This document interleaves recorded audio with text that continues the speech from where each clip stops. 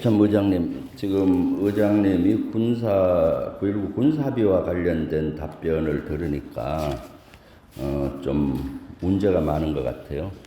지피지기면 백전불태라고 하잖아요. 나를 알고 적을 알아야 된다. 나만 아는 것 같아요. 나만. 적도 고려를 해야 되는 거예요. 9.19 군사합의는 우리도 제한을 받지만은 북한도 제한을 받죠. 북한이 제한을 받지만 제한을 받고 그렇지만은 가끔 안 지키는 거죠. 그래서 그 당시 비행금지 구역이나 이런 것들 봤을 때 그 당시 브룩스 사령관, 연합사령관하고 얘기했던 거는 사람 시력에 비교하면은 우리가 1.5라고 했을 때 북한은 한 0.4 정도밖에 안 된다라고 판단했어요. 그 정도 사람에 비유한 그 정도 되죠. 우리가 월등하잖아요. 예, 1.5인데 그좀 0.4다. 군사 합의가 돼서 비행금지 구역이 됐을 때 우리가 1.5에서 시력이 한 1.4 정도 떨어지는 반면에 북한은 0.4에서 0.1도 안 될 것이다. 그래 우리는 다 그래도 볼 수 있는데 북한은 까막눈이 된다. 이게 결론이었어요.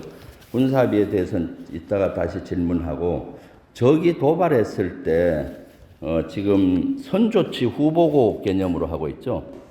예. 선조치는 어떻게 하는 겁니까? 작전 부대에서 책임과 권한에 따라서 하는 것입니다. 현장에서 예를 들어서 중대장이나 소대장이 책임을 지고 현장 종결을 한다는 거 아니겠어요? 그리고 후보고하고. 예. 그리고 선조치 하려면 적이 도발했을 때 한 어느 정도 소요됩니까? 시간이? 일적으로 말씀드릴 수 있습니다. 그러니까 수초에서 수분까지는 걸리겠죠. 예를 들어서 총이 날아왔다 하면은 총성이 들렸다면 이게 북한에서 날아온 건지 인접 초소에서 날아오는지 판단을 해야 되는 것이고, 그리고 상황 판단을 해서 이렇게 조치를 하는데 수초에서 아마 수분 이상 걸려요. 그동안 보면은 통상 전방 통계로 보면은 한 수분에서 한 10분 이상 걸리는 경우도 있죠.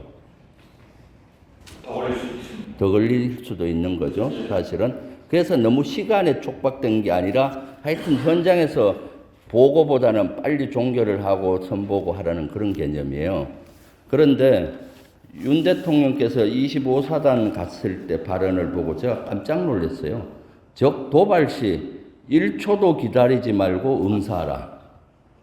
이것은 군을 대혼란을 시키는 거예요. 이대로 하게 되면은 군은 다 항명죄에 걸려요. 일단 적이 도발하면 이게 북한 소행인지 아군인지를 판단하고 의사결정 과정이 있고 수십 분보다 더 걸린다고 의장이 얘기했듯이 선조치 후보고 하라는 개념을 얘기해야지. 이걸 그대로 놔두면은 아마 우리 전방에서 철저히 근무하는 인원들이 다 항명죄에 걸릴 거예요. 이 사항은 이미 사항이 벌어지고 난 다음에 적이 확실히 사항이 벌어지고 교련이 벌어졌을 땐 이게 맞아요. 저기 나타나면 바로 응사하는 거죠. 그런 상황에서도 사실 적 침투한다면은 수화를 해서 하긴 하잖아요. 그리고 안고를 모르면 응사하는 거죠. 그래서 이러한 것들은 아주 잘못됐다. 그래서 이것은 전방에 대혼란을 갈 수가 있으니까 의장님이 군령 보좌 기능이 있죠. 의장님이 대통령 군령 보좌 기능. 그래서 이것을 매뉴얼을 요것은 아주 국한됐을 때만 하겠다라고 재보고를 하고 전방에 매뉴얼을 보내야 될 것 같아요. 어떻게 생각하세요? 저는 지금 대통령께서 말씀하신 바는 그렇게 이해하지 않습니다. 적이 도발할 것을 합참 의장은 그렇게 이해 안 하는데 이 의미는 그 대혼란을 줄 수 있으니까 다시 검토를 해서 하세요. 혼란주지 않습니다. 왜 혼란을 안 줘요? 1초도 기다리지 말라는 것은 적의 도발이라는 걸 확인했을 때 이거저거 할까 두려워하지 말고 주저하지 말고 바로 조치를 하라는 거예요. 그것은 그 군사작전은 아주 명확해야 돼요.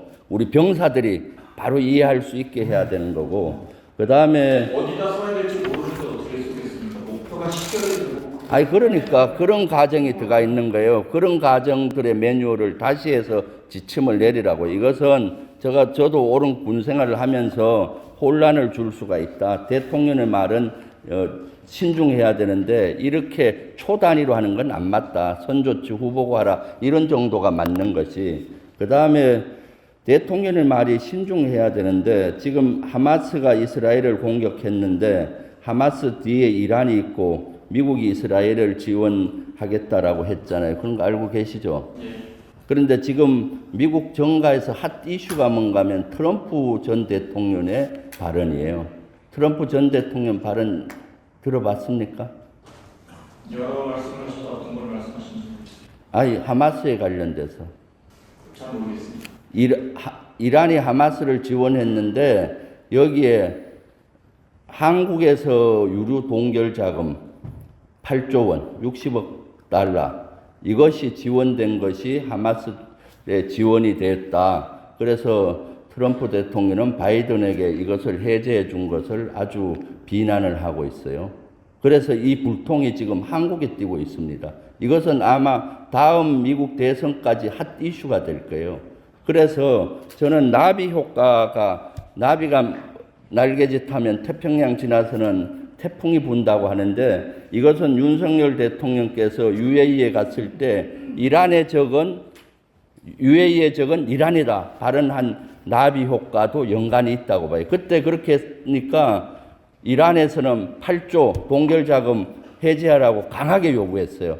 우리 정부는 그거 안 하면 호르무즈 해협에 위협이 많으니까 풀기 위해서 미국하고 노력한 것 같아요. 그래서 그러한 나비 효과가 미국은 그래서 인질 교환 플러스 8조까지 푸른 거죠. 그때 8조를 풀을 때 이스라엘이 가장 반대를 했어요. 이런 걸 예견했기 때문에.